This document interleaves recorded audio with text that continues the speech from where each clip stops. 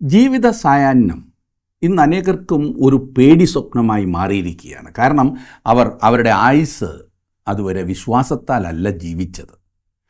അനാദികാലം ഇവിടെ ജീവിക്കുവാൻ പോകുന്നു എന്ന ധാരണയിൽ സമ്പാദിച്ചു കൂട്ടി ഇപ്പോൾ എല്ലാം കൂടി ഇട്ടിട്ട് പോകണം എന്ന ചിന്ത അവർക്ക് അതൊട്ട് സഹിക്കാൻ സാധിക്കുന്നുമില്ല.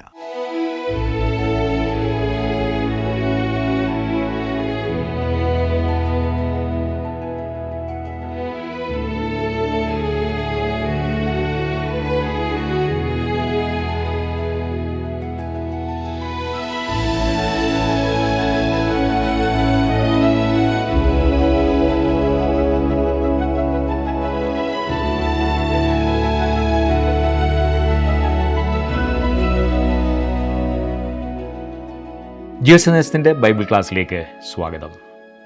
ദൈവം തൻ്റെ പ്രത്യേക ഉദ്ദേശത്തിനായി തിരഞ്ഞെടുത്ത ജനത്തെ സംരക്ഷിക്കുവാനും വർദ്ധിപ്പിക്കുവാനും തൻ്റെ ഹിതാനുസരണം രൂപപ്പെടുത്തിയെടുക്കുവാനുമായി ഒരുക്കിയ പദ്ധതിയായിരുന്നു യാക്കോബും കുടുംബവും മിസ്രൈമിലേക്ക് നടത്തിയ പലായനം.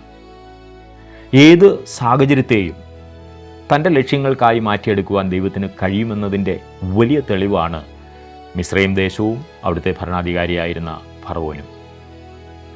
ദൈവം സർവ്വഭൂമിയുടെയും രാജാവാണെന്നും അവിടുന്ന് സകലത്തെയും ഭരിക്കുന്നുവെന്നും ഈ ചരിത്രപാഠങ്ങൾ നമ്മെ ഓർമ്മിപ്പിച്ച് ഉണർത്തുന്നു. ഉൽപ്പത്തി പുസ്തകം 46 അധ്യായത്തിൻ്റെ 29 മുതൽ 47 അധ്യായത്തിൻ്റെ 31 വരെയുള്ള വാക്യങ്ങൾ.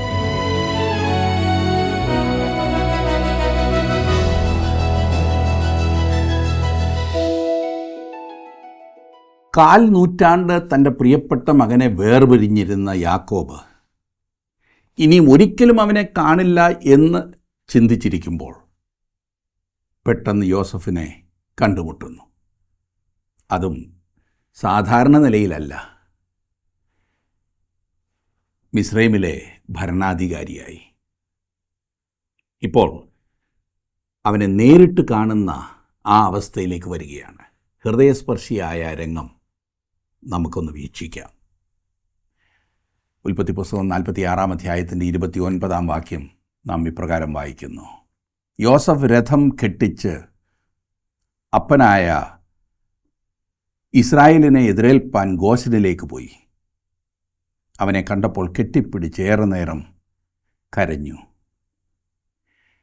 ഈ സംഗമത്തിൻ്റെ ഒരു ചിത്രം എത്ര ഹൃദയസ്പർശിയാകുന്നില്ലേ? യോസഫ് തൻ്റെ പിതാവിൻ്റെ കഴുത്തിൽ കെട്ടിപ്പിടിച്ച് അവനെ ചുംബിച്ച് കരഞ്ഞു. വചനത്തിൽ നാം വായിക്കുന്നത് ഏറെ നേരം അങ്ങനെ ചെയ്തു എന്നാണ്. ഹൃദയം നിറഞ്ഞ് തുളുമ്പുന്ന വികാരമായിരുന്നു അത്. എത്ര അനുഗ്രഹീതമായ ഒരു കണ്ടുമുട്ടലല്ലേ? 30 വാക്യത്തിൽ നാം കാണുന്നു, ഇസ്രായേൽ യോസഫിനോട്, നീ ജീവനോടിരിക്കുന്നു എന്ന് ഞാൻ നിൻ്റെ മുഖം കണ്ടറിഞ്ഞതുകൊണ്ട് ഞാൻ ഇപ്പോൾ തന്നെ മരിച്ചാലും വേണ്ടതില്ല എന്ന് പറഞ്ഞു. വൃദ്ധനായ യാക്കോബിനിത് എത്ര വലിയ ഒരനുഭവമാകുന്നു. അവൻ്റെ ഹൃദയത്തിലെ സന്തോഷം അളക്കുവാൻ ആരാലും സാധ്യമല്ല. ഞാൻ ചിന്തിക്കുന്നത് യാക്കോബ് മരിക്കാൻ തയ്യാറായിരിക്കുന്ന ഒരു വൃദ്ധനായിരുന്നു എന്നാണ്. ഈ യാത്ര അവനെക്കൊണ്ട് സാധ്യമായിരുന്നില്ല എന്നത്രേ ഞാൻ ഊഹിക്കുന്നത്. മിസ്രൈം ദേശത്ത് ചില വർഷങ്ങൾ ജീവിക്കുവാൻ ദൈവം യാക്കോബിനെ അനുവദിക്കുന്നത് നാം കാണുന്നു. ഇസ്രായേലും യോസഫും ഈ അവസാന വർഷങ്ങളിൽ ഒരുമിച്ചായിരുന്നു. യാക്കോബ് ഇപ്പോൾ വിശ്വാസത്താൽ ജീവിക്കുന്ന ഒരു ദൈവ പൈതലാകുന്നു എന്ന് പ്രത്യേകം ശ്രദ്ധിക്കുക. അതുകൊണ്ട് അവൻ്റെ പേര് ഇസ്രായേൽ എന്ന് വിളിക്കുന്നു. പണ്ട് ദൈവം പേര് മാറ്റിയെങ്കിലും ഇപ്പോൾ മാത്രമാണ് ആ പേരിൽ അവനെ സംബോധന ചെയ്യുന്നത്. കാരണം ഇപ്പോൾ മാത്രമാണ് പേരിനനുസരിച്ച് അവൻ ആയിത്തീർന്നിരിക്കുന്നത്.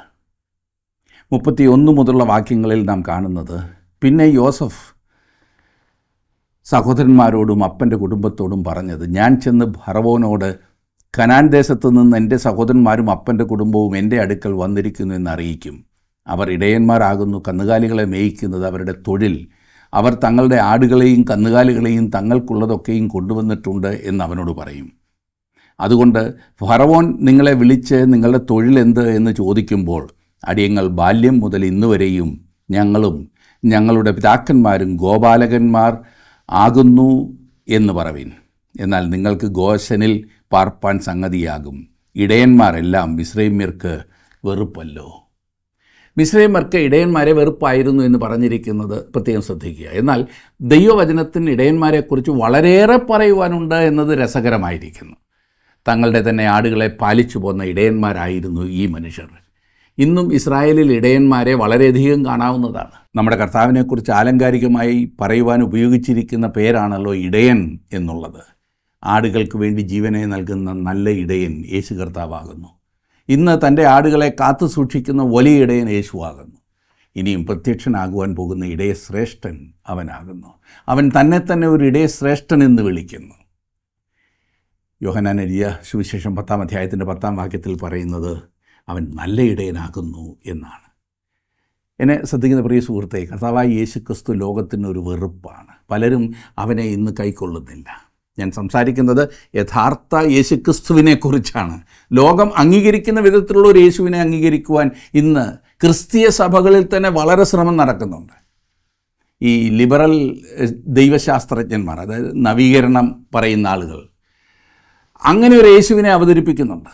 എല്ലാവർക്കും അംഗീകാരം ആകുന്ന ഒരു യേശുവിനെ, ബൈബിളിലെ യേശുവിനോട് ഒരു സാമ്യവുമില്ലാത്ത ഒരു രൂപം ഇന്നവർ അവതരിപ്പിച്ചിരിക്കുകയാണ്. അവർ പറയുന്നത് ഈ പറയുന്ന യേശു കന്യകയിൽ നിന്നും ജനിച്ചതല്ല, അവൻ അത്ഭുതങ്ങളൊന്നും പ്രവർത്തിച്ചിട്ടില്ല, ലോകത്തിൻ്റെ പാപങ്ങൾക്കായി അവൻ മരിച്ചിട്ടില്ല, മാത്രവുമല്ല അവൻ മരിച്ചവരിൽ നിന്ന് ശാരീരികമായി ഉയർത്തെഴുന്നേറ്റിട്ടുമില്ല.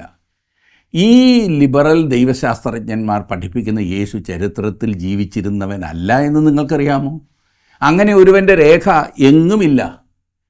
നമുക്കുള്ള രേഖ കന്യകയിൽ നിന്നും ജനിച്ചവനും അത്ഭുതങ്ങളും അടയാളങ്ങളും പ്രവർത്തിച്ചവനും ലോകത്തിൻ്റെ പാപത്തിനായി മരിച്ചവനും കല്ലറയിൽ നിന്ന് ശാരീരികമായി 3-ാം നാൾ ഉയർത്തവനുമാകുന്നു. ആ ഇടയനെയാണ് ലോകത്തിന് ഇഷ്ടമില്ലാത്തത്. അവൻ ഇന്നും ലോകത്തിന് വെറുപ്പാണ്. യോസഫ് പറയുകയാണ്, മിസ്രൈമ്യർക്ക് ഇടയന്മാരെ വെറുപ്പാകുന്നുവെന്ന്. എന്നാൽ തങ്ങൾ ഇടയന്മാരാകുന്നുവെന്നും തങ്ങൾ ഗോപാലകന്മാർ ആകുന്നു എന്നും ഫറവോനോട് പറയുവാൻ യോസഫ് തൻ്റെ സഹോദരന്മാരോട് പറഞ്ഞു. വാസ്തവത്തിൽ അവർക്ക് ആടുകളും കന്നുകാലികളും ഉണ്ടായിരുന്നു. പിന്നീട് നാം കാണുന്നത് ഫറവോൻ അവരെ ഗോശൻ ദേശത്താക്കുന്നതും തൻ്റെ ആടുമാടുകളെ പരിപാലിക്കുന്ന ചുമതല കൂടി അവരെ ഏൽപ്പിക്കുന്നതുമാണ്. അങ്ങനെ അവർ മിസ്രൈം ദേശത്തെ ഇടയന്മാരായി. യാക്കോബിൻ്റെ കുടുംബം ഇപ്പോൾ ഗോശനിൽ പാർക്കുന്നത് ആശ്ചര്യകരമായിരിക്കുന്നു. ഇനിയും നീണ്ട വർഷങ്ങളിലേക്ക് ഇതായിരിക്കും അവരുടെ ഭവനം. യോസഫിൻ്റെ മരണശേഷം ഈ ജനം മിസ്രൈമിൽ അടിമകളാകും. എന്നാൽ ആ സമയമെല്ലാം ദൈവം അവരോട് കൂടെ ഉണ്ടായിരിക്കും. യാക്കോബിനോട് ചെയ്ത വാഗ്ദത്തം ദൈവം അതുപോലെ നിവർത്തിക്കും. ദൈവം യോസഫിന് പ്രത്യക്ഷനായതിൻ്റെ ഒരു രേഖയും നമുക്ക് ബൈബിളിലില്ല. എന്നിരുന്നാലും ദൈവത്തിൻ്റെ കരുതൽ നാം യോസഫിൻ്റെ ജീവിതത്തിൽ വളരെ വ്യക്തമായി കാണും. ദൈവത്തിൻ്റെ നടത്തിപ്പ് നാം യോസഫിൻ്റെ ജീവിതത്തിൽ വീണ്ടും വീണ്ടും കാണുന്നു. അവൻ്റെ ഓരോ വാക്കുകളും ദൈവത്താൽ നിയന്ത്രിക്കപ്പെട്ടതായിരുന്നു. 47-ാം അധ്യായത്തിലേക്ക് വരുമ്പോൾ വളരെ ഹൃദയസ്പർശിയായ മറ്റൊരു അധ്യായമാകുന്നു ഇത്. യാക്കോബും അവൻ്റെ കുടുംബവും മിസ്രൈമിൽ യോസഫിൻ്റെ അരികിലെത്തുന്നു. അവസാനത്തോടടുക്കുമ്പോൾ ക്ഷാമം വളരെ രൂക്ഷമായി. ലോകജനത മുഴുവനും ഈ പറഞ്ഞതിൽ ഉൾപ്പെടുന്നുണ്ടെങ്കിൽ തന്നെ കനാനും മിസ്രൈമുമാണ് ഇവിടെ സൂചിപ്പിച്ചിരിക്കുന്നത്. കാരണം ഇവിടെ പറഞ്ഞിരിക്കുന്ന സംഭവത്തിൻ്റെ പുരോഗമനം അതല്ലേ. ലോകത്തിൻ്റെ മുഴുവൻ ചരിത്രം പറഞ്ഞതുകൊണ്ട് വിശേഷമില്ലല്ലോ. 47-ാം അധ്യായത്തിൻ്റെ 1-ാം വാക്യത്തിൽ ഇപ്രകാരം വായിക്കുന്നു: അങ്ങനെ യോസഫ് ചെന്ന് എൻ്റെ അപ്പനും സഹോദരന്മാരും അവരുടെ ആടുകളും കന്നുകാലികളും അവർക്കുള്ളതൊക്കെയും കനാൻ ദേശത്തു നിന്ന് വന്നു ഗോശൻ ദേശത്തിരിക്കുന്നു എന്ന് ഫറവോനെ ബോധിപ്പിച്ചു. യോസഫ് തൻ്റെ പിതാവിനെയും സഹോദരന്മാരെയും മിസ്രൈമിലെ ഫറവോൻ്റെ അടുത്ത് കൊണ്ടു ചെല്ലുന്നു. അവർക്ക് വേണ്ടി ഒരു സ്ഥലം ആവശ്യപ്പെടുന്നതിന് മുമ്പ് തന്നെ അവൻ അവരെ ഗോശൻ ദേശത്താക്കുന്നത് ശ്രദ്ധിച്ചോ. അങ്ങനെ ചെയ്യുന്നതിൻ്റെ ഉദ്ദേശം നിങ്ങൾക്ക് ഊഹിക്കാമല്ലോ. അവർ അവിടെ ഇരിക്കുമെങ്കിൽ ആ ദേശം തന്നെ ഫറവോൻ അവർക്ക് കൊടുക്കുവാൻ സാധ്യതയുണ്ടല്ലോ. അവർ അവിടെ ചെന്ന് കെട്ടുകളൊക്കെ അഴിച്ച് പൊറുതി തുടങ്ങിക്കാണുമല്ലോ. പാർപ്പിടം ഒരുക്കുവാൻ തുടങ്ങിയിരിക്കുന്നു. 2-3 വാക്യങ്ങളിൽ കാണുന്നത്: പിന്നെ അവൻ തൻ്റെ സഹോദരന്മാരിൽ 5 പേരെ കൂട്ടിക്കൊണ്ട് ചെന്ന് ഫറവോൻ്റെ സന്നിധിയിൽ നിർത്തി. അപ്പോൾ ഫറവോൻ അവൻ്റെ സഹോദരന്മാരോട് നിങ്ങളുടെ തൊഴിലെന്ത് എന്ന് ചോദിച്ചതിന് അവർ ഫറവോനോട് അടിയങ്ങളും അടിയങ്ങളുടെ പിതാക്കന്മാരും ഇടയന്മാരാകുന്നു എന്ന് പറഞ്ഞു. ഇടയന്മാരെ മിസ്രൈമ്യർ ഗണ്യമാക്കിയിരുന്നില്ല എന്ന് നാം കണ്ടു. അങ്ങനെ മിസ്രൈമ്യർ ചെയ്യുവാൻ താല്പര്യപ്പെടാതിരുന്ന ഒരു കാര്യം ചെയ്യാൻ ഒരുമ്പെട്ടത് ഇസ്രായേൽ മക്കൾക്ക് അവിടെ ഒരു അവസരം ഒരുക്കി കൊടുത്തുവെന്നും നാം അറിയുന്നു. 4 മുതലുള്ള വാക്യങ്ങളിൽ കാണുന്നത്, ദേശത്ത് താമസിപ്പാൻ ഞങ്ങൾ വന്നിരിക്കുന്നു. കനാൻ ദേശത്ത് ക്ഷാമം കഠിനമായിരിക്കയാൽ അടിയങ്ങളുടെ ആടുകൾക്ക് മേച്ചിലില്ല. അടിയങ്ങൾ ഗോശൻ ദേശത്ത് പാർത്തുകൊള്ളട്ടെ എന്നും അവർ ഫറവോനോട് പറഞ്ഞു. ഫറവോൻ യോസഫിനോട്, നിന്റെ അപ്പനും സഹോദരന്മാരും നിന്റെ അടുക്കൽ വന്നിരിക്കുന്നുവല്ലോ. മിസ്രയീം ദേശം നിന്റെ മുമ്പാകെ ഇരിക്കുന്നു. ദേശത്തിലേക്കും നല്ല ഭാഗത്ത് നിന്റെ അപ്പനെയും സഹോദരന്മാരെയും പാർപ്പിക്കുക. അവർ ഗോശൻ ദേശത്ത് തന്നെ പാർത്തുകൊള്ളട്ടെ. അവരിൽ പ്രാപ്തന്മാർ ഉണ്ടെന്ന് നീ അറിയുന്നുവെങ്കിൽ അവരെ എൻ്റെ ആടുമാടുകളുടെ മേൽവിചാരകന്മാരാക്കി വെക്കുക എന്ന് കൽപ്പിച്ചു. ആടുമേയ്ക്കൽ മിസ്രൈമ്യരുടെ ഇടയിൽ അത്ര പ്രചാരമുള്ള വേല അല്ലാതിരുന്നതിനാൽ തൻ്റെ കന്നുകാലികളെ നോക്കുവാൻ ഫറവോൻ ആരെയെങ്കിലും ആവശ്യമായിരുന്നു. തുടർന്ന് യോസഫ് തൻ്റെ സ്വന്തം പിതാവിനെ ഫറവോൻ്റെ മുൻപിൽ കൊണ്ടുവന്ന് നിർത്തുന്നതാണ് നാം കാണുന്നത്. ഇത് ഒരു അതിമഹത്തായ രംഗം തന്നെയാണ്. ഇവിടെ നമ്മൾ ശ്രദ്ധിക്കേണ്ട ഒരു കാര്യം എന്തെന്നാൽ, യാക്കോബ് ഇപ്പോൾ നല്ല അനുഭവത്തിലാണ് നിൽക്കുന്നത്. ഞാൻ ആത്മീകമായിട്ടുള്ള കാര്യമാണ് പറഞ്ഞത്. ആളാകെ മാറി. അവൻ ജഡത്തിൽ ആശ്രയിക്കുന്നില്ല. അവനൊരു വിശ്വാസ മനുഷ്യനാണ്. എത്ര ഉന്നതമായ പ്രതികരണമാണ് അവനിൽ നിന്നും നാം ഈ തരുണത്തിൽ കാണുന്നത്. 7-ാം വാക്യത്തിൽ നാം കാണുന്നു, യോസഫ് തൻ്റെ അപ്പനായ യാക്കോബിനെയും അകത്തു കൊണ്ടുചെന്നു അവനെ ഫറവോൻ്റെ സന്നിധിയിൽ നിർത്തി. യാക്കോബ് ഫറവോനെ അനുഗ്രഹിച്ചു. ശ്രദ്ധിച്ചോ, ഇവിടെ യാക്കോബാണ് ഫറവോനെ അനുഗ്രഹിക്കുന്നത്. യാക്കോബ് അവൻ്റെ പേരിനൊത്ത് ജീവിക്കുവാൻ തുടങ്ങി എന്ന് തോന്നുന്നു. അവനിപ്പോൾ ദൈവത്തിനൊരു സാക്ഷിയാകുകയാണ്. വലിയവൻ എപ്പോഴും ചെറിയവനെ അനുഗ്രഹിക്കുന്നു. യാക്കോബ് ഫറവോനെ അനുഗ്രഹിക്കുന്നത് ദൈവത്തിൻ്റെ ഒരു സാക്ഷിയായിട്ടാണ്, ജീവനുള്ള ദൈവത്തിൻ്റെ ഒരു സാക്ഷിയായിട്ട്. 8-ാം വാക്യത്തിൽ ഫറവോൻ യാക്കോബിനോട് എത്ര വയസ്സായി എന്ന് ചോദിച്ചു. ഈ പറഞ്ഞ അവസരത്തിൽ യാക്കോബ് തൻ്റെ പണ്ടത്തെ സ്വഭാവവുമായിട്ടാണ് ജീവിച്ചിരുന്നതെങ്കിൽ ഫറവോൻ്റെ ആ ചോദ്യത്തിന് എങ്ങനെ മറുപടി പറഞ്ഞേനേയും എന്ന് ഒന്ന് ഊഹിച്ചേ. ഞാൻ ഊഹിച്ചിട്ട് എനിക്ക് തോന്നുന്നു അവൻ ഇങ്ങനെ പറഞ്ഞേനേയും, അത് പറഞ്ഞാൽ ഫറവോനെ, എനിക്ക് 130 വയസ്സായി. ഇതിനോടകം ഞാൻ നേടിയത് എന്തൊക്കെയാണെന്ന് ഞാൻ പെട്ടെന്നൊന്ന് പറഞ്ഞേക്കാം. ചെറുപ്പത്തിൽ തന്നെ ഞാൻ എൻ്റെ ജ്യേഷ്ഠനെ ശരിക്കും കബളിപ്പിച്ചു. ഞാനൊരു മിടുമിടുക്കനായിരുന്നു. എൻ്റെ ജ്യേഷ്ഠൻ്റെ ജ്യേഷ്ഠാവകാശം ഞാൻ കൈക്കലാക്കി. പിന്നെ എൻ്റെ പിതാവിനെ ഒന്ന് പറ്റിച്ച് ജ്യേഷ്ഠനുള്ള അനുഗ്രഹവും വാങ്ങി. പിന്നീട് ഞാൻ എങ്ങനെയാണ് ഈ പണക്കാരനായതെന്നറിയാമോ? ഈ കാണുന്നതൊക്കെ ഞാൻ എങ്ങനെയാണ് ഉണ്ടാക്കിയതെന്നറിയാമോ? അത് എൻ്റെ അമ്മായപ്പനെ കൈകാര്യം ചെയ്തതാണ്. ആ മിടുക്കാണ് എൻ്റെ മകൻ യോസഫിനും കിട്ടിയിരിക്കുന്നത്. ഇന്ന് നമ്മിൽ പലരും ചെയ്യുന്നത് പോലെ നമ്മുടെ സ്വന്തം കുടുംബത്തെക്കുറിച്ച് യാക്കോബിന് വേണമെങ്കിൽ അങ്ങനെ പറഞ്ഞുകൊണ്ടിരിക്കാമായിരുന്നു. തൻ്റെ മിടുക്കും സ്ഥാനവും മാനവും എല്ലാം പൊങ്ങച്ചമായി പറയുക. എന്നാൽ യാക്കോബിന് ഇപ്പോൾ അത് സാധിക്കില്ല. കാരണം അവനൊരു വ്യത്യസ്തനായ മനുഷ്യനാണ്. അവൻ്റെ വാക്കുകൾ തന്നെ ശ്രദ്ധിച്ചാലും 9-ാം വാക്യം, യാക്കോബ് ഫറവോനോട്, എൻ്റെ പരദേശ പ്രയാണത്തിൻ്റെ കാലം 130 സംവത്സരം ആയിരിക്കുന്നു. എൻ്റെ ആയുഷ്കാലം ചുരുക്കവും കഷ്ടമുള്ളതും അത്രേ. എൻ്റെ പിതാക്കന്മാരുടെ പരദേശ പ്രയാണമായ ആയുഷ്കാലത്തോളം എത്തിയിട്ടുമില്ല എന്ന് പറഞ്ഞു. യാക്കോബ് മിസ്രൈമിലേക്ക് വന്നപ്പോൾ അവന് 130 വയസ്സായിരുന്നു. അവൻ മരിക്കുമ്പോൾ അവന് 147 വയസ്സായിരുന്നു. അതുകൊണ്ട് യാക്കോബ് 17 വർഷം മിസ്രൈം ദേശത്ത് പാർത്തു എന്ന് നമുക്കിപ്പോൾ അറിയാം. യാക്കോബ് മിസ്രൈമിലേക്ക് വന്നപ്പോൾ അവൻ വാസ്തവത്തിൽ കുഴിയിലേക്ക് കാല് നീട്ടിയിരിക്കുകയായിരുന്നു. എന്നാൽ യോസഫിനെ കണ്ടതിൻ്റെ സന്തോഷവും യോസഫിനോടൊത്ത് മിസ്രൈമിൽ പാർക്കുന്നതിൻ്റെ അനുഭവവും യാക്കോബിൻ്റെ ജീവിതം 17 വർഷം കൂടി നീട്ടി. യാക്കോബ് തൻ്റെ ആയുസ്സിനെക്കുറിച്ച് പറഞ്ഞത് ശ്രദ്ധിച്ചോ? എൻ്റെ പരദേശ പ്രയാണത്തിൻ്റെ കാലം. ഈ മനുഷ്യനിലെ മാറ്റം എത്ര വലുതാണല്ലേ. അവൻ പറയുന്നത്, ഫറവോനെ, ഞാൻ ഈ ഭൂമിയിൽ ഒരു പരദേശിയാകുന്നു. എൻ്റെ സ്വന്തം ദേശം ഈ ഭൂമിയല്ല എന്ന്. ഈ അറിവ് ജീവിതത്തിൽ എത്രയും ചെറുപ്പത്തിലുണ്ടാകുന്നുവോ അത്രയും നല്ലതാണ്. യാക്കോബിൻ്റെ വല്യപ്പൻ അബ്രഹാം അതറിഞ്ഞ് ജീവിച്ചതിനെപ്പറ്റി എബ്രായ ലേഖനം 11-ാം അധ്യായത്തിൻ്റെ 9-ാം വാക്യത്തിൽ നാം വായിക്കുന്നുണ്ട്. അവിടെ വായിക്കുന്ന വിശ്വാസത്താൽ അവൻ വാഗ്ദത്ത ദേശത്തൊരു അന്യദേശത്തെന്ന പോലെ ചെന്ന് വാഗ്ദത്തത്തിന് കൂട്ടവകാശികളായ ഇസഹാക്കിനോടും യാക്കോബിനോടും കൂടെ കൂടാരങ്ങളിൽ പാർത്തുകൊണ്ട് ദൈവം ശില്പിയായി നിർമ്മിച്ചതും അടിസ്ഥാനങ്ങളുള്ളതുമായ നഗരത്തിനായി കാത്തിരുന്നു. ഒരുപാട് പ്രിയപ്പെട്ടവരുടെ ജീവിതാവസാനം വലിയ ബുദ്ധിമുട്ടായിരിക്കുന്നതിൻ്റെ കാരണം അവർ അവരുടെ ആയുസ് ദൈവത്തിലുള്ള ആശ്രയത്തിലല്ല ജീവിക്കുന്നത്. പിന്നെയോ അനാദികാലം ഇവിടെ ജീവിക്കുവാൻ പോകുന്നു എന്ന ധാരണയിൽ സമ്പാദിച്ചു കൂട്ടി ഇപ്പോൾ എല്ലാം കൂടി ഇട്ടിട്ട് പോകണം. അവർക്കതൊട്ട് സഹിക്കാൻ സാധിക്കുന്നില്ല. ഞാൻ പറഞ്ഞതുപോലെ ഫറവോനുമായുള്ള ഈ കണ്ടുമുട്ടൽ ഈ വൃദ്ധന് തന്നെക്കുറിച്ച് തന്നെ അല്പം പറയുവാനുള്ള അവസരമായിരുന്നു, പൊങ്ങച്ചമടിക്കുവാൻ. എന്നാൽ യാക്കോബ് എത്രമാത്രം മാറ്റപ്പെട്ടിരിക്കുന്നുവെന്ന് ശ്രദ്ധിച്ചോ? അവൻ പറയുന്നത് താൻ 130 വർഷം പ്രായമായവനെന്നും തൻ്റെ ജീവിതം വാസ്തവത്തിൽ ഒന്നും പറയുവാനായിട്ടില്ലാത്തതാണെന്നും അത്രേ. ഒന്നും പറയുവാനായിട്ടില്ലാത്തതാകുന്നു. തനിക്കൊന്നും പുകഴുവാനില്ല പോലും. അവൻ പറയുന്നത് എൻ്റെ ആയുഷ്കാലം ചുരുക്കവും കഷ്ടവുമുള്ളതത്രേ. തൻ്റെ പ്രായമായിരുന്ന പിതാവിൻ്റെ അടുത്ത് താൻ കാണിച്ച ആ വേലയൊന്നും പുകഴുവാൻ കൊള്ളുന്നതല്ല എന്നത്രേ യാക്കോബിൻ്റെ ഇന്നത്തെ ഭാഷ്യം. പകരം അവൻ പറയുന്നത് തൻ്റെ പിതാക്കന്മാരെ പോലെ താൻ നല്ലവനല്ല എന്നത്രേ. എൻ്റെ പിതാക്കന്മാരുടെ പരദേശ പ്രയാണമായ ആയുഷ്കാലത്തോളം എത്തിയിട്ടുമില്ല എന്ന്. ഇതൊരു രൂപാന്തരപ്പെട്ട വ്യക്തിയുടെ വാക്കുകളായി തോന്നുന്നില്ലേ സുഹൃത്തെ?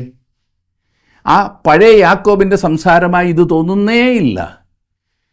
തൻ്റെ ജീവിതത്തിന് അവൻ ദൈവത്തിന് മഹത്വം കൊടുക്കുന്നു. താൻ വളരെയധികം നേടിയെന്നൊന്നും അവൻ ഒട്ടും പുകഴുന്നില്ല. പലപ്പോഴും നമ്മുടെ പുകഴ്ച നമ്മുടെ നേട്ടങ്ങളിലല്ലേ? നാം മറ്റുള്ളവരെ ചതിച്ചതും നമ്മുടെ സാമർഥ്യം കൊണ്ട് നേടിയതുമെല്ലാം യാക്കോബിനെ പോലെ നമ്മിൽ രൂപാന്തരം ഉണ്ടാകേണ്ടിയിരിക്കുന്നു.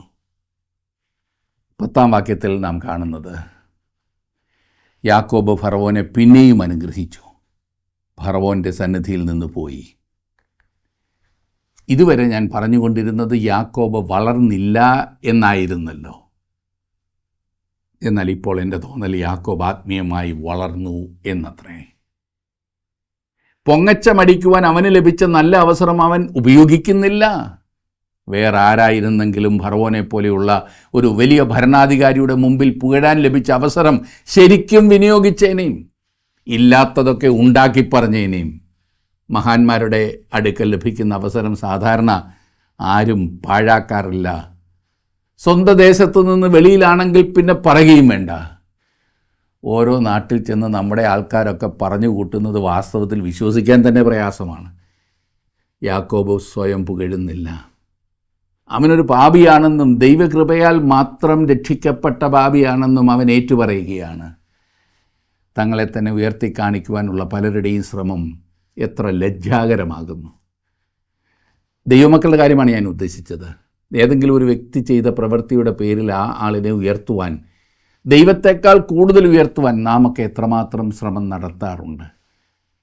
മറ്റുള്ളവരെ പ്രോത്സാഹിപ്പിക്കണം. എന്നാൽ ഇന്ന് യേശു കർത്താവിനേക്കാൾ അധികം പുകഴ്ച ലഭിക്കുന്നത് ചില വ്യക്തികൾക്കല്ലേ? അത് തെറ്റാണ്. നമ്മോട് ദൈവം കൃപയോടുകൂടെ വർത്തിച്ചതിനാൽ രക്ഷപ്പെട്ട ഒരു കൂട്ടം പാപികളാണ് സുഹൃത്തുക്കളെ നാം എല്ലാം. അവൻ മാത്രമാണ് നമുക്ക് പുകഴുവാനുള്ളത്. യാക്കോബിനുണ്ടായിരുന്ന രൂപാന്തരം നമുക്കുണ്ടായിരുന്നു എങ്കിൽ എത്ര നന്നായിരുന്നു. 11-ാം വാക്യത്തിൽ നാം വായിക്കുന്നത്, അനന്തരം യോസഫ് തൻ്റെ അപ്പനെയും സഹോദരന്മാരെയും കുടിപാർപ്പിച്ചു. ഫറവോൻ കൽപ്പിച്ചതുപോലെ അവർക്ക് മിസ്രൈം ദേശത്തിലേക്കും നല്ല ഭാഗമായ റംസേസ് ദേശത്ത് അവകാശവും കൊടുത്തു. റംസേസ് ദേശം ഗോശൻ ദേശം തന്നെയാണ്. 12-13 വാക്യങ്ങളിൽ യോസഫ് തൻ്റെ അപ്പനെയും സഹോദരന്മാരെയും അപ്പൻ്റെ കുടുംബത്തെയൊക്കെയും കുഞ്ഞുകുട്ടികളുടെ എണ്ണത്തിനൊത്തവണ്ണം ആഹാരം കൊടുത്ത് രക്ഷിച്ചു. എന്നാൽ ക്ഷാമം ഏറ്റവും കഠിനമായിരുന്നതുകൊണ്ട് ദേശത്തെങ്ങും ആഹാരമില്ലാതെയായി. മിസ്രൈം ദേശവും കനാൻ ദേശവും ക്ഷാമം കൊണ്ട് വലഞ്ഞു. ഞാൻ നേരത്തെ സൂചിപ്പിച്ചതാണല്ലോ, മിസ്രൈമും കനാനും മാത്രം ഇവിടെ പറഞ്ഞിരിക്കുന്നതിൻ്റെ കാരണം നമ്മുടെ സംഭവ പരമ്പരകൾക്ക് അത് രണ്ടും മാത്രം മതിയെന്നുള്ളത് കൊണ്ടാണ്. യാക്കോബ് തൻ്റെ കുടുംബത്തോടെ കനാനിൽ പാർത്തിരുന്നുവെങ്കിൽ നശിച്ചു പോയിനി. മിസ്രൈമിൽ ധാന്യം ശേഖരിച്ചു വെച്ചിട്ടുണ്ട്, എന്നാൽ ആ ദേശം ഒരു ധാന്യവും വിളയിച്ചിരുന്നില്ല. കനാൻ ദേശം ഒരു ധാന്യവും വിളയിച്ചിരുന്നില്ല. അപ്പക്കലവറയിൽ ക്ഷാമം കഠിനമായിരിക്കുമ്പോൾ മറ്റുള്ളിടത്തെ കാര്യം പറയണമോ? ആഫ്രിക്കൻ ഭൂഖണ്ഡം മുഴുവൻ ക്ഷാമം വ്യാപിച്ചിരുന്നു എന്ന് വ്യക്തമാണ്. കാരണം മിസ്രൈമിൽ ധാന്യം വിളയിക്കുവാൻ ആവശ്യമായ നൈൽ നദി കരകവിഞ്ഞൊഴുകുന്നില്ല എന്നതായിരുന്നു അവരുടെ പ്രശ്നം. 14-ാം വാക്യത്തിൽ നാം കാണുന്നു, ജനങ്ങൾ വാങ്ങിയ ധാന്യത്തിന് വിലയായി യോസഫ് മിസ്രൈം ദേശത്തും കനാൻ ദേശത്തുമുള്ള പണമൊക്കെയും ശേഖരിച്ചു. പണം യോസഫ് ഫറവോൻ്റെ ഗൃഹത്തിൽ കൊണ്ടുവന്നു. പലരും യോസഫിനെ വളരെയധികം വിമർശിക്കുന്ന ഒരു വിഷയത്തിലേക്കാണ് ഇനിയും നാം വരുന്നത്.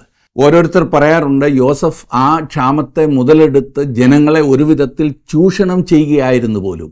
കാരണം ജനങ്ങളുടെ സ്ഥലമെല്ലാം അവൻ എഴുതിക്കൂട്ടിയല്ലോ. ഞാൻ ചിന്തിക്കുന്നത് യോസഫിനെ സംബന്ധിക്കുന്ന ഒരു തെറ്റായ വിമർശനമായിരുന്നു ഇതെന്നാണ്. അവനീ ചെയ്യുന്നതൊന്നും തനിക്കായിട്ടല്ല, തൻ്റെ കുടുംബത്തിനായിട്ടല്ല, തന്നെ എങ്ങനെങ്കിലും വലിയ പണക്കാരനാക്കുവാനായിട്ടല്ല അവൻ ശ്രമിക്കുന്നത്. ഒരു പ്രകാരത്തിലും അവൻ കൗശലം പ്രയോഗിക്കുന്നില്ല. ക്ഷാമം നിമിത്തം അവൻ തനിക്കായി സമ്പാദിച്ചു കൂട്ടുവാൻ ശ്രമിക്കുകയല്ല, ജനങ്ങൾക്ക് ആവശ്യമുള്ളത് നൽകിയിട്ടാണ് അവൻ ഫറവോനു വേണ്ടി വസ്തുക്കൾ സമ്പാദിക്കുന്നത്.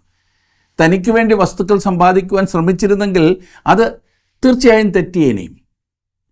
രാജ്യത്തിന് വേണ്ടിയാണ് അവൻ പ്രവർത്തിച്ചത്.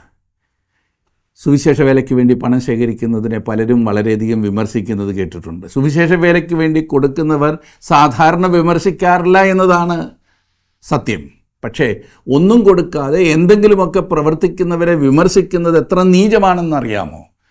ഈ ശേഖരിക്കുന്നവർ സ്വന്തമായി ബംഗ്ലാവ് വയ്ക്കുവാനും വസ്തുക്കൾ വാങ്ങിക്കൂട്ടുവാനും പണം ഉപയോഗിക്കുന്നുവെങ്കിൽ അത് തെറ്റാണ്. സുവിശേഷത്തിൻ്റെ അഭിവൃദ്ധിക്ക് വേണ്ടി ആ പണം സൂക്ഷ്മതയോടെ അവർ കൈകാര്യം ചെയ്യുന്നുവെങ്കിൽ അതിലെന്താണ് തെറ്റ്? അങ്ങനെ കൈകാര്യം ചെയ്യുന്നവർക്ക് വേണ്ടി, പണം നൽകുന്നവർക്ക് വേണ്ടി നിങ്ങളെപ്പോഴും പ്രാർത്ഥിക്കണം. യോസഫ് ചെയ്തത് അന്നത്തെ സാഹചര്യത്തിൽ എല്ലാം കൊണ്ടും ശരിയാണ്. ക്ഷാമം വളരെ രൂക്ഷമാണെന്ന് നമുക്ക് കാണുവാൻ സാധിക്കുന്നുണ്ടല്ലോ. അതുകൊണ്ടാണല്ലോ അവർ തങ്ങൾക്കുള്ളതെല്ലാം നൽകി ഭക്ഷണ സാധനങ്ങൾ വാങ്ങിയത്.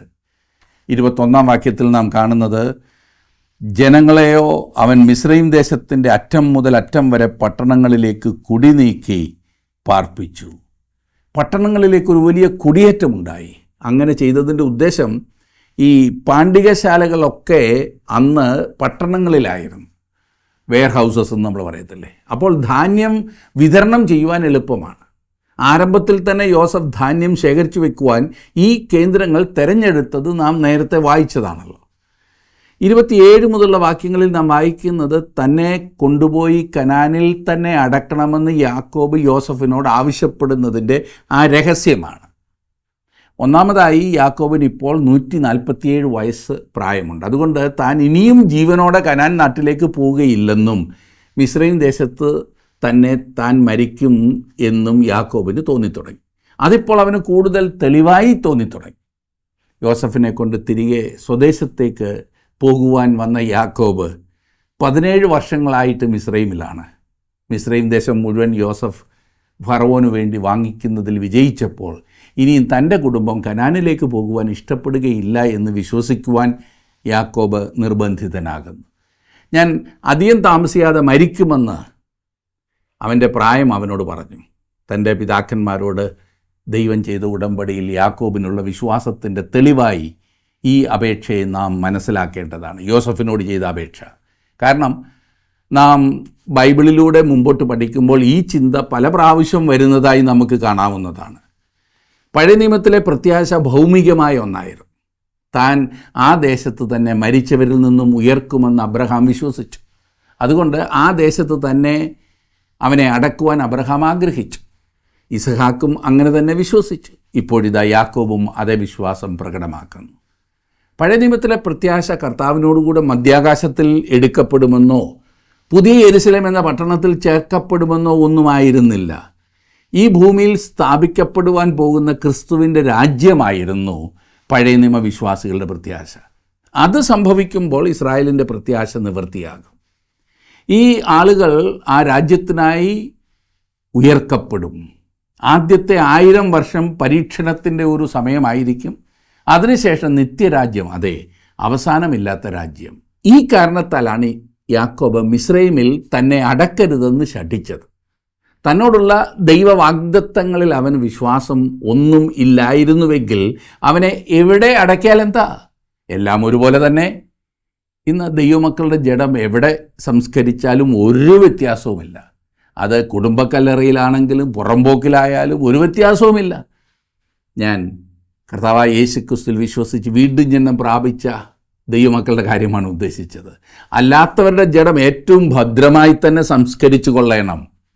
മരിച്ച ദൈവമക്കളുടെ ശരീരവും ആത്മാവും അത് എവിടെയായിരുന്നാലും മധ്യാകാശത്തിൽ കർത്താവ് വരുമ്പോൾ ചേർക്കപ്പെടുന്നതാണ്. അതന്ന് ഉയർത്തെഴുന്നേൽക്കും. അഥവാ അപ്പോഴും നാം ജീവിച്ചിരിക്കുകയാണെങ്കിൽ നാം രൂപാന്തരപ്പെടുകയും കർത്താവിനെ എതിരേൽപ്പാൻ മേഘങ്ങളിൽ എടുക്കപ്പെടുകയും ചെയ്യും. ഞാനൊന്ന് ചോദിക്കട്ടെ, നിങ്ങൾക്ക് ഈ പ്രത്യാശയുണ്ടോ? യാക്കോബിന് ആ പ്രത്യാശയുണ്ടായിരുന്നു, അബ്രഹാമിന് ആ പ്രത്യാശയുണ്ടായിരുന്നു. ഇന്ന് പുതിയ നിയമവിശ്വാസികളായി നമുക്ക് ആ പ്രത്യാശ വ്യത്യസ്തമാണെന്ന് മാത്രം. കർത്താവ് മധ്യാകാശത്തിൽ വരും.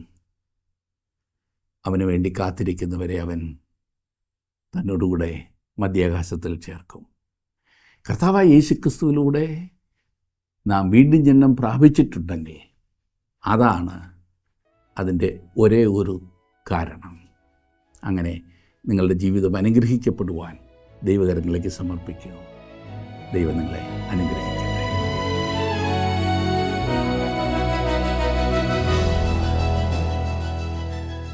യാക്കോബിൻ്റെ അന്ത്യസമയങ്ങൾ ഏതൊരു ദൈവവൈതലിനും വലിയ പ്രചോദനമാകണം.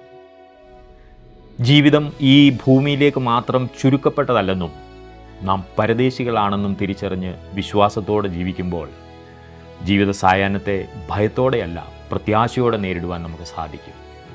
ഐഹികമായ നേട്ടങ്ങൾ കൈവിടേണ്ടി വന്നാലും ദൈവവാഗ്ദത്തങ്ങളിൽ വിശ്വസിക്കുന്നവർക്ക് നഷ്ടബോധമല്ല, മറിച്ച് ആഴത്തിലുള്ള സംതൃപ്തിയാണ് ലഭിക്കുന്നത്.